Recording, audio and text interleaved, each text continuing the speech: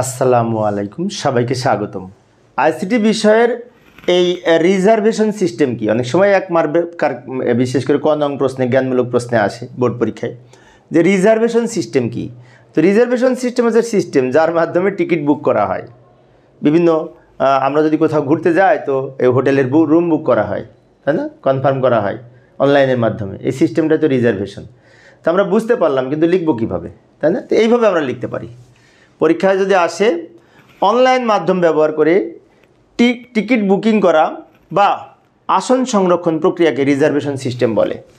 অর্থাৎ অনলাইনের মাধ্যমে টিকিট বুকিং করা বা এই আসন সংরক্ষণ করা বা রুম বুক করা, এই সিস্টেমটাকে বলা হয় রিজার্ভেশন সিস্টেম।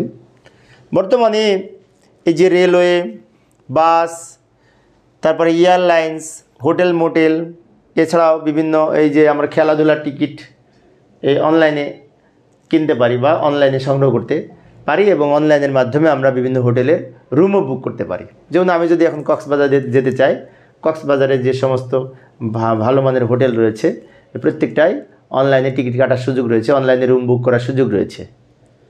তো এই সিস্টেমটাকে বলা হয় রিজার্ভেশন সিস্টেম। তো প্রিয় শিক্ষার্থী বন্ধুরা, আমি অবশ্য অল্প অল্প করে আলোচনা করি শিক্ষার্থীদের অনুরোধে। পরের ক্লাসটি দেখার আমন্ত্রণ রইল। খোদা হাফেজ।